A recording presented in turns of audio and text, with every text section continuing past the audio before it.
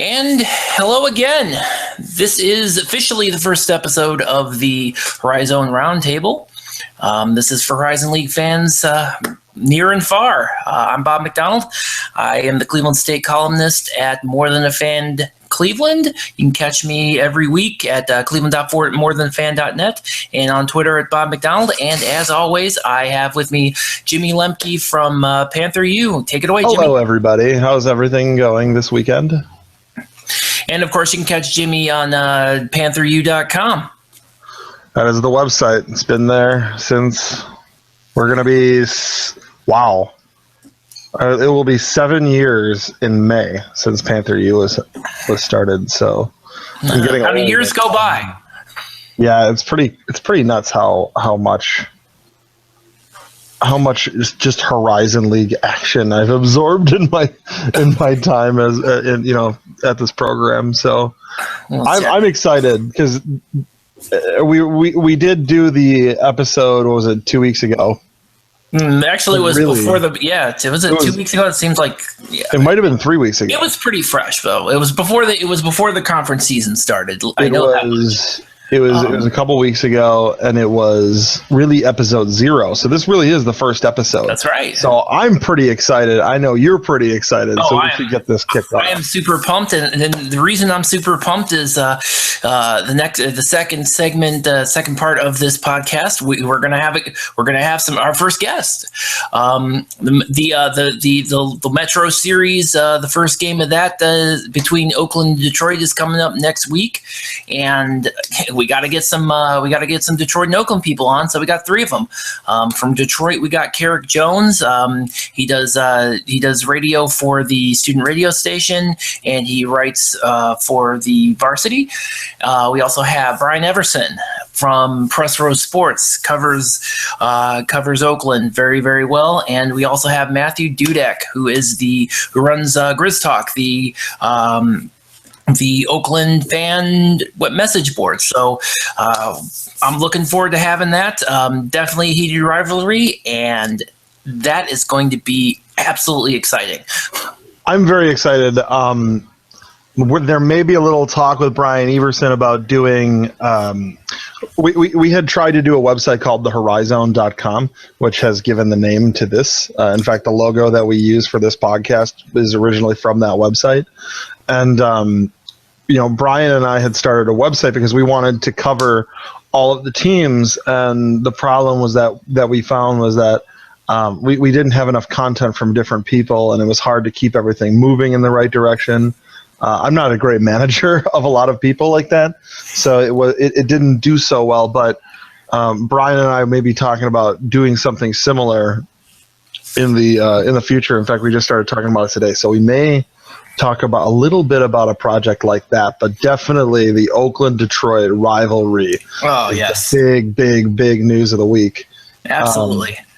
And I mean, as a Milwaukee fan, obviously, I'm looking forward to our trip down to Valpo on Thursday, but I mean, Detroit and Oakland didn't play forever. Been in the conference for a few years. Oakland's been here for a few years, so now we're really getting to the meat of that rivalry. So I'm glad to see that we're really getting into the meat of the schedule. As much as rivalries as they are, they do have one thing in common. They both got pounded by Valpo this week. Yeah, they did. And the surprise was really the Valpo-Oakland game on Friday night. I mean, you talk about that was supposed to be like the marquee matchup. Period. It was in the arena, and Valpo just pretty much had no problem taking care of Oakland at all. I mean, I saw the game on Friday night. I was like, okay, where's the game? I mean, yeah, K-Felder got his points, but man, that Valpo team, there is a reason why they, even if they don't win the tournament, you got to make a consideration for them for an out at large, because they are just absolutely just monsters. They're getting into that territory, and their schedule really, I mean, I think they'd be shoo-ins for an at-large bid if they didn't have that Ball State loss on their schedule, which just looks so terrible, and it gets worse as Ball State gets crushed in the MAC. So Yeah, that's like the only blemish though. But the rest of them, you've got Belmont, you've got Belmont. Oregon The State. Belmont loss was close, and they beat Belmont earlier in the year. Exactly. And they lost at Oregon, so it wasn't. It's not like Valpo has a bunch of bad losses. They have 2 close losses. Mm-hmm. Right? All 3 of their losses are close, and only one of them is really all that questionable. Sure. And Oakland is a little of a surprise because you had Oakland. This was supposed to be the bounce back game as well as the marquee matchup because they lost to Youngstown State. And we'll get a little bit into the whole Youngstown State thing in a minute. But then Valpo turns around today and Sunday, and they just completely obliterate Detroit. The second half, of course, Detroit mounted themselves a comeback, but in the end, Valpo is just Valpo. I'm surprised. The only thing I was surprised about was that Valpo didn't score 100. The real good thing about what Valpo does that they do better than everybody else is defense. Yes. Wright State has a pretty fantastic defense. Oakland itself does pretty well for itself on defense. They just have a lot of possessions, but Valpo, what they do well, they guard the perimeter very well. Over the season on defense, opponents are shooting just a hair short of 31% from outside the arc. That's not a green light, for any individual player. So you're really in this day and age where 3-point shooting is a big part of a lot of teams. It's good for Valpo to figure out how to guard on the perimeter, and on the inside they do a great job of funneling players towards Vachel Fernandez, who is never going to be a guy who's going to score 30 points in a game unless something crazy happens. But the guy's a brick wall. Yeah, it's the arms is what really. He's not a brick wall in the sense of a guy like Aaron Pogue was. Oh, yeah. He's just got these arms that are just so long, like kind of like LaMarcus Lowe had at Detroit, but unlike Lowe, Fernandez does have a little bit of the brick wall that you're talking about.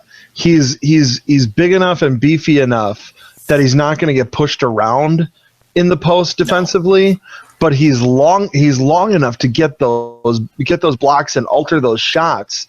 So and he's so long that he doesn't have to foul to alter a shot, and he doesn't have to come on top of you to get what he wants, which is for you to put up a shot and miss it, whether he touches the ball or not.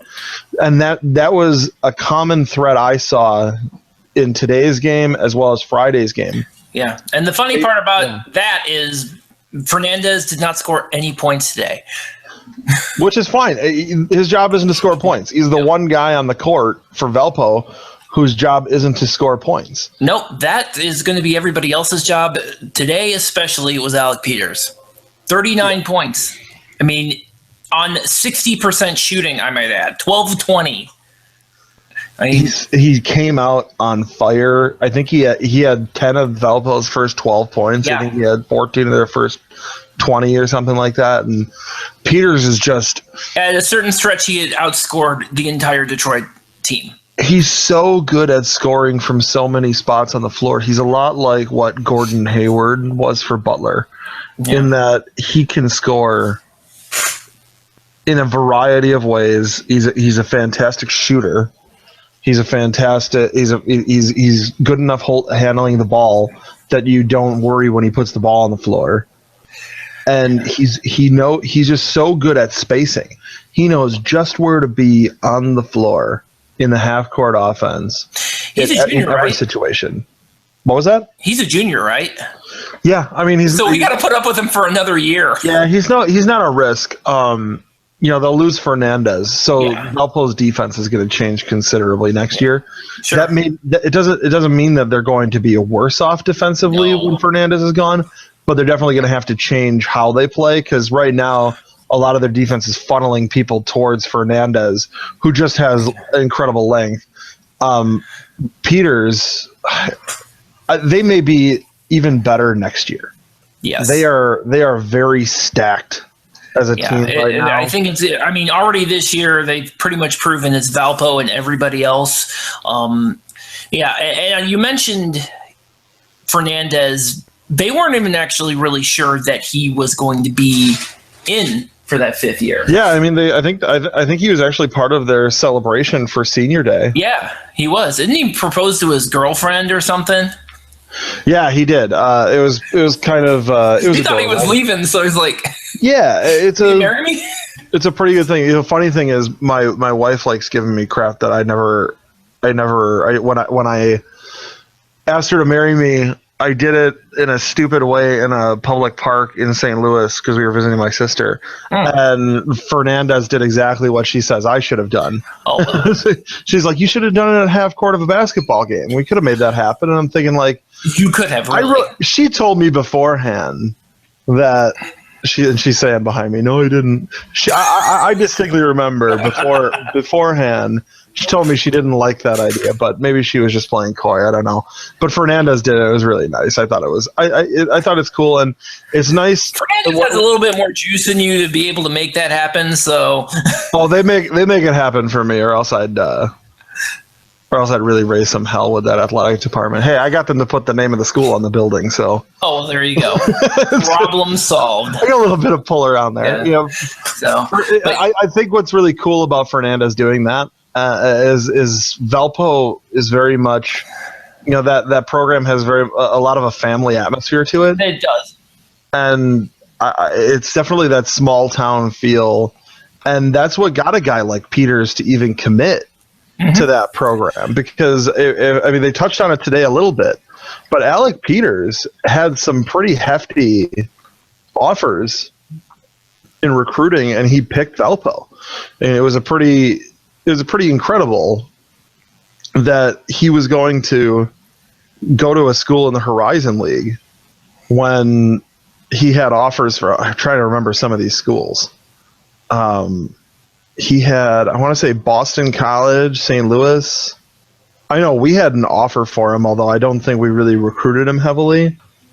Green Bay, Illinois State, Butler was on him, which was kind of surprising. I think Butler was a part of a playing time thing, but pretty much almost the entire Horizon League was on top of that guy. I don't think Cleveland was because he's never really been a Gary Waters. He's not Gary Waters type guy. No, he's not.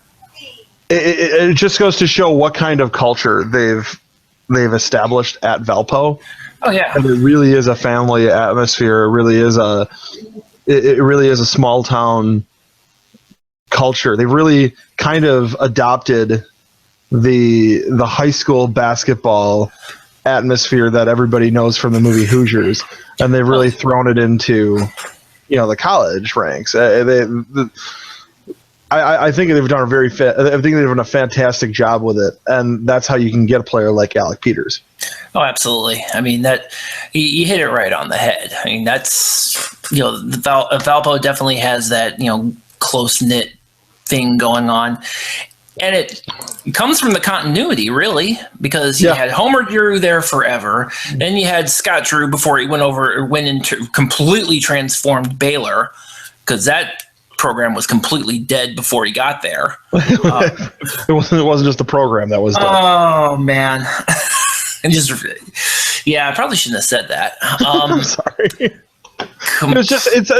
It was crazy, like the absolute insane thing that happened there, and you know, you had to be for a person to be willing to walk into that situation, which is so unfortunate, and it's really sad that a lot of that stuff happened at Baylor. It really did. I mean, but you have to have a certain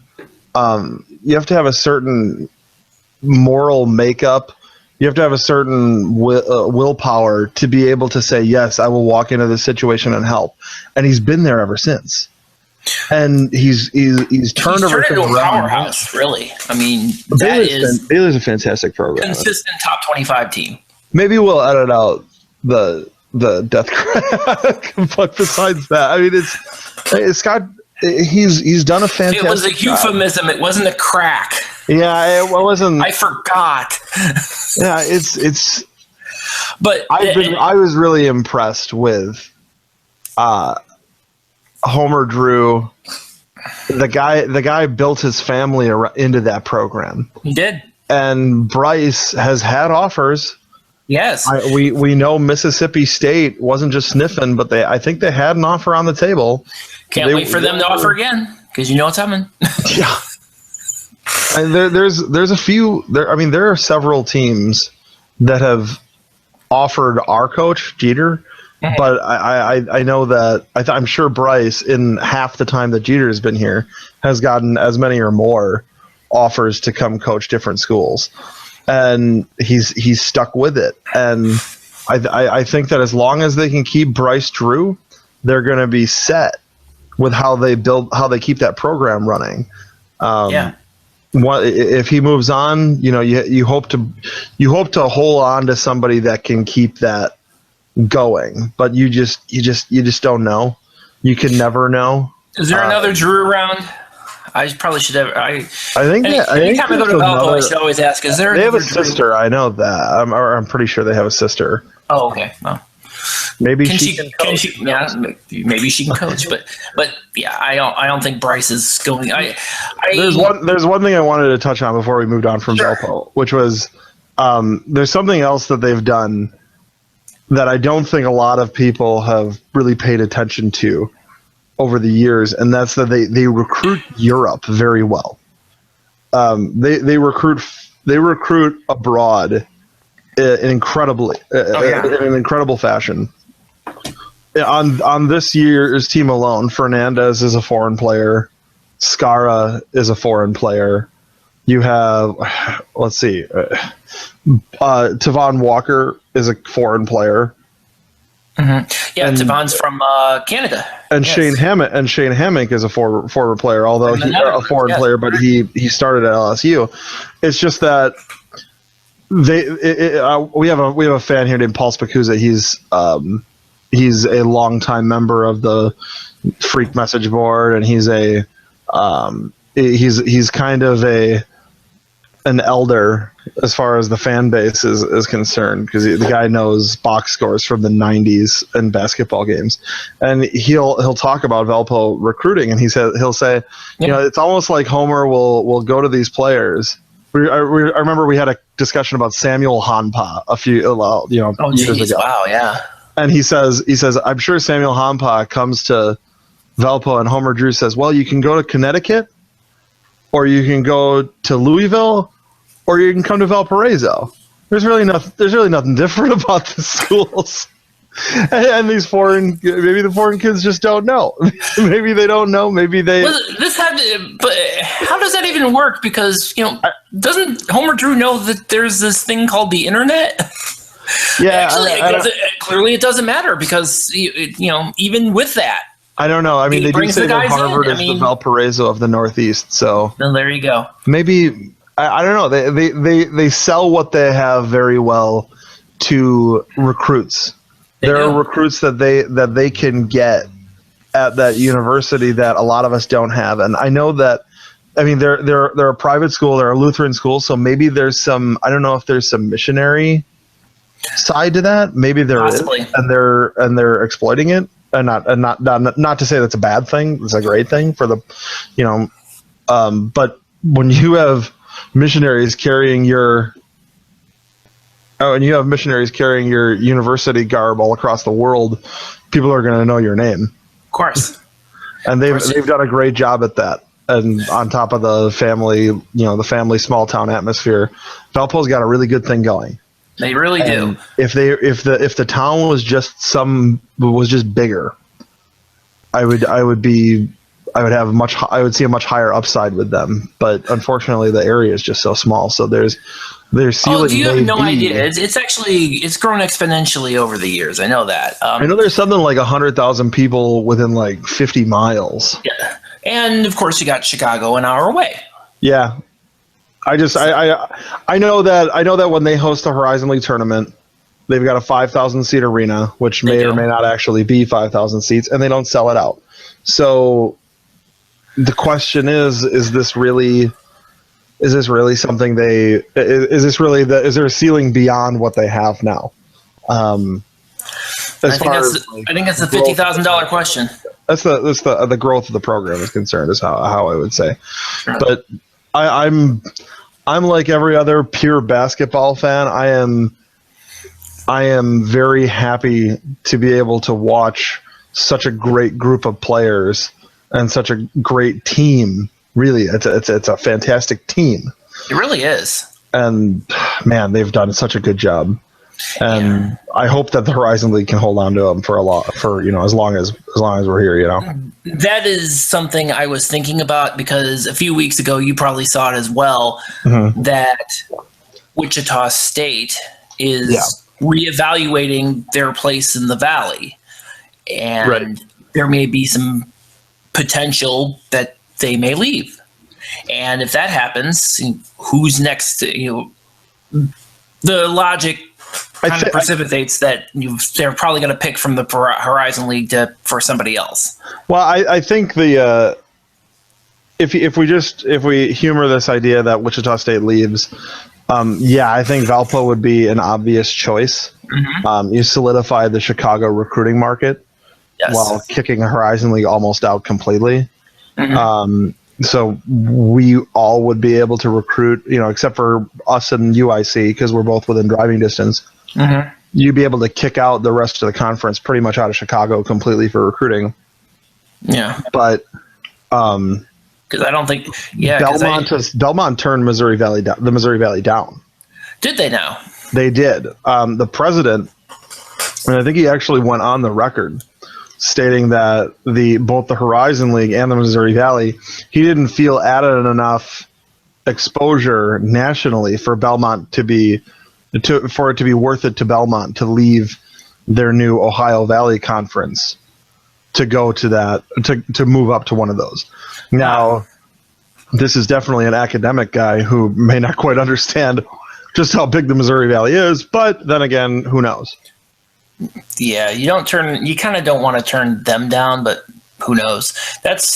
I did not know that. I was always of the thought, and maybe I was wrong, that as far as the Horizon League was concerned, their biggest issue was that they were kind of out there on an island without a traveling partner per se. Yeah, I think that when the Horizon League was looking, and the discussions definitely happened with Belmont. I know that's a fact. I'm sure that we could have found them a travel partner if need be. Sure. I think Lipscomb, I believe, was the name that was bandied about. Yeah, I've seen Lipscomb. I saw Murray State. Murray State would never leave. Oh, we can go back to that tweet where I speculated that where I speculated based on who I've been talking to that it wasn't even speculation. People were talking. These were names that were coming up, and people are saying that I'm reporting this on Twitter. Yeah, John Perry himself on the radio talking to Al Pulowski. He said as the three names. He said Lipscomb. He said Belmont. And he said Northern Kentucky, and he said Murray State. I don't think Murray State. Our then chancellor wanted Northern Kentucky, as did I, for the future. Yeah. If I'm the commissioner of the Horizon League, and I want to build a conference that can succeed over the next 20 years, I think Northern Kentucky's the school. Well, we got to jump on that. So. Yeah. Just one last thing on the realignment. I don't think Wichita State will leave the Missouri Valley because I think cooler heads will prevail. First and foremost, the ideas that they have to move up. There's nowhere to move up. You can go to the American, but you need football. You can go to the Sun Belt, but you need football. You can go to the Big 12, but you need football.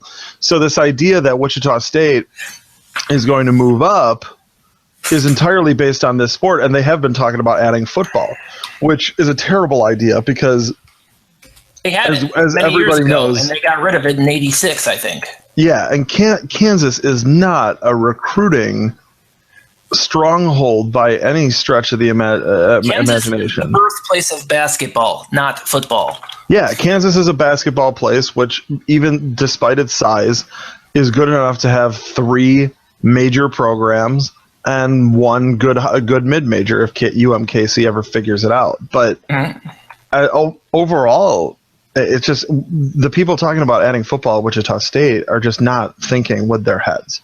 No. There are costs that they wouldn't have to deal with because they're Wichita State.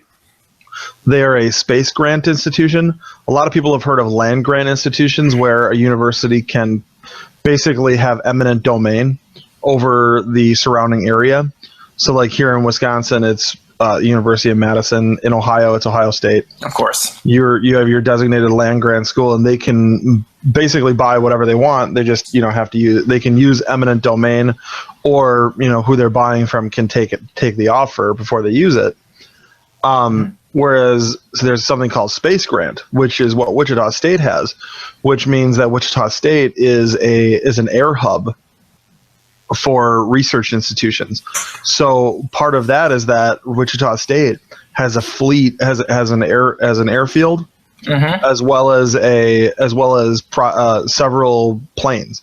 They've basically got their own charter planes. Yes. Greg Marshall, if he wanted, could board a plane and go to Cleveland and recruit a player without the university spending a dime, because all of it's taken up because they are a space grant institution. So that would explain Anton Grady. Okay, thanks. Yeah, I mean, I didn't want to, pitch that. Why don't you twist that knife in a little bit more? Oh, sorry, Bob. Let's go ahead and move on. I want to talk a little bit about the Youngstown State thing because they beat Oakland, and then this weekend they beat Green Bay, which I'm completely and totally surprised by this period. I've watched the Green Bay game twice, and I watched the Oakland game once. This is what I believe about Youngstown State, and I've watched our game with them twice. And my belief, as far as Youngstown State is concerned, and you beat them like a drum. Oh yeah, I thought that over the summer the best move that the Horizon League could have made was to kick Youngstown out and not bring in Northern Kentucky. I still believe that kicking Youngstown State out is the best thing that this conference can do for itself. But getting aside from that, because that's an annual thing, that's not something that we can talk about right now. We're not going to have a vote to kick a conference team out on January 10th. What I'm saying is, with this team this year, I think that the Bobby Hain injury was very, very it was a big part of why they're having this success right now. And it's funny, you hear... And Bobby Hain isn't a bad player. He's actually one of the best players that they have. That's my point, is that he's one of the best post players in the conference.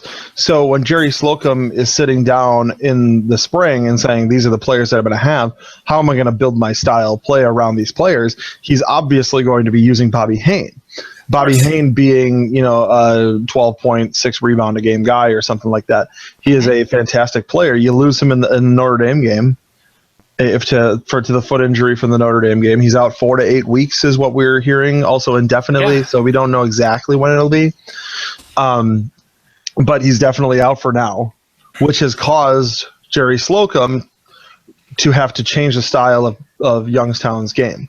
Youngstown, for as long as Bobby Hain has been there, has run the offense almost completely through Hain. Even when Kendrick Perry was running the offense, they were still touching the post on a lot of possessions because they wanted to get Hain involved in that offense.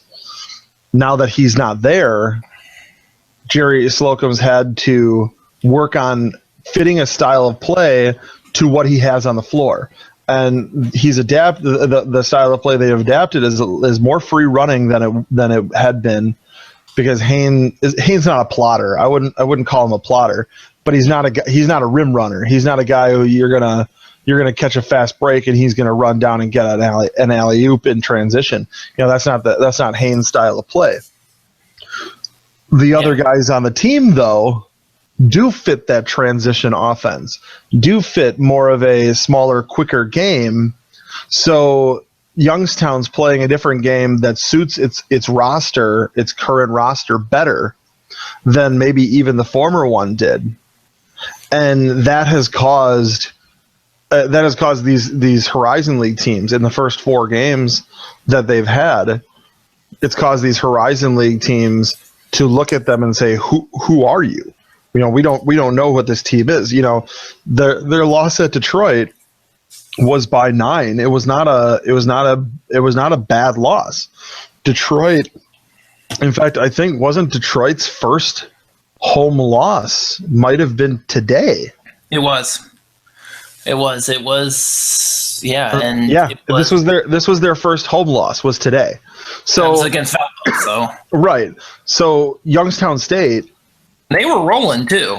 I mean, Youngstown they scored 87 points in that game, so they were definitely running. And Detroit scores a lot too, so there wasn't much defense. But my point is that they could very well be 3-1 right now, and a lot of it just has to do with the fact that this is a team that, although when you're scouting somebody and you're sitting your players down to go over the scout, you know, you're looking at game tape from the whole season.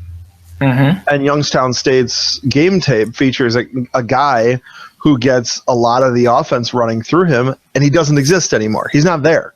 So you have to take him out and say, well, they've changed it to this. Well, a player who's looking at film, you know, you can see it on their faces. I've been in many film sessions where you talk about a guy who's been injured and he's not in the game, but they're still going to be looking at that kid.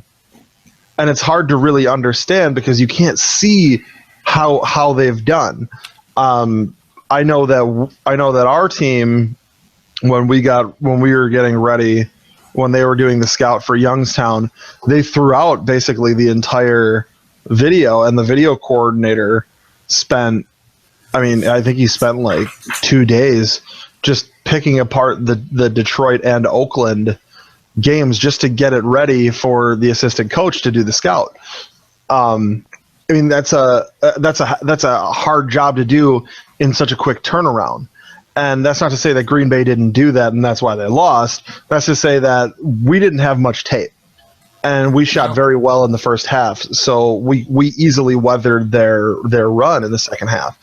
Green Bay couldn't hold on to that. Oakland couldn't stop them. And it's because all 4 teams, Detroit, Oakland, Milwaukee, and Green Bay, have seen a different Youngstown State team than everybody else has seen this season. So I think that the team fits a better style now, but I also think that Youngstown State's time in playing well and winning games is somewhat numbered. And the reason for that is that every game they play, there's more tape on them without Bobby Hayne. So when they come into their games next week, are they playing you guys? Is it your turn for the travel partner rivalry game next week? That is a good question. I should know this information, and yet I do not. I want to say if it's Cleveland State and Youngstown State on Friday or Saturday. I think it is. Actually, no. Yeah, we're the travel. Actually, we hit. Youngstown State's at Northern Kentucky, and Cedar's at Wright State, and then Northern Ohio, Southern Ohio trip. Yeah, exactly. So that's what's going on. And then from there we have the and then of course we have and then they flip it around and then moving on from there. But I think by the time they get to Wright State, they'll be 3-2 because it's Northern Kentucky's just the young pups in there, and they're not going to, they probably will. Wright State will probably, by the time they get to Wright State, though, I think they'll probably have figured it out. Wright State's not going to let them run. No. That's something that Detroit and Oakland, here's the thing, Detroit, Oakland, and Green Bay will let them run. We tried to keep it slowed down a bit, and that worked for us. So I don't think Wright State's going to do that because Wright State's going to be the best defense they'll have faced. Wright State has more tape on the Hainless Youngstown State team than any of us had. So my guess is that Wright State will handle them and then from then on, they're just going to settle back into being Youngstown State because they don't have a post presence. They really don't. Possibly. Yeah, you're probably right. I mean, that's, unless everybody kind of find a answer. Hey, Bob. Bob, I can't hear you, Bob. Bob, we're gonna have to stop and pick it back up because the it's not working right now. I'm getting it like you're auto tuned at the moment. I'm gonna hang up. Let's kind of. Right, like, then. Oh wait, yeah. There you went. There you are. Oh, you hear me now? Okay. Yeah, you're fine. You're fine. Okay, cool. If it starts dipping again, I'm just gonna say let's just cut it and restart it again. Yeah. So that was the So I had mentioned the fact that I was talking about how you were we agreed about the Youngstown State probably not getting past Wright State at all. And then that would be my guess. Yeah, and I think theoretically everything will return back to whence it came, possibly. I hope not. I always want to hear that Youngstown State's going to turn everything around and they're going to become a program that's hard, that will win a lot of Horizon League games. I'm never expecting it to happen. Well, this year they have the extra added benefit. They kind of don't have to be. They're not going to be the anchor this year. I've said that many times. Yes. Over the years, but this year they're not going to be they're not going to be the anchor. It's going to be UIC. Yes. Because Stephen McLean, he's got some work to do. I mean, he's got Dikembe Dixon, but he's still got a lot of work to do. So he got UIC, and then you got Cleveland State, which is I don't know. I think if you put the bottom four teams in a pile, if you put Cleveland State, Youngstown State, Northern Kentucky, and UIC together, I think that Cleveland State's the team that comes out on top of the four. It may be NKU. I just don't know if they're really ready for prime time because when they played here at Milwaukee on Monday, they did okay. They started out fantastic because they shot the lights out to begin the game, and we don't have a good defense, so it's easier to shoot the lights out against us than other teams. But then once our team settled in, I mean, we just floored them. I think in the past, what is it? I think in the past. I want to say in the last 25 minutes of the game, Milwaukee just owned Northern Kentucky, and I'd like to think that they can be really good right away, but I'm not holding my breath. I think Cleveland State with Gary Waters is a better team of the four, but who knows? There's really I think there's your 7 through 10 right there. I'm going to say no at this point. I'm going to say no at this point. Because you guys are all pessimists. That's why you're saying no at this point. I'm saying no because up for the last, they go up to Oakland and get pretty much run out of the gym. They go up to Detroit, which I thought was probably the most winnable game out of all of that, and again, always the second half mistakes, turnovers, fouls, and you saw that. Oh, yeah. It drove me crazy. I was pulling my hair out during that game.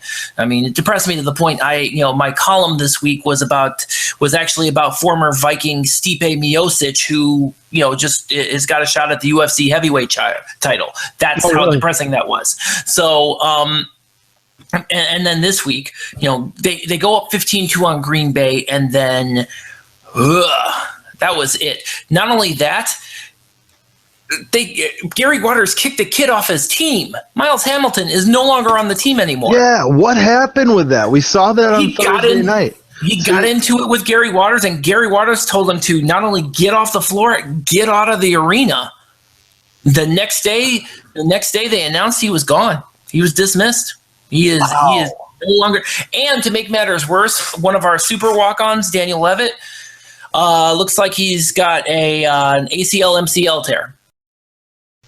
All right. Well, I think we should pretty much wrap it up by now. I'm thank you guys for sticking around a lot longer than no problem. we had talked about. I thought this was a fantastic job. Bob, did you have anything to say before we wrapped it up?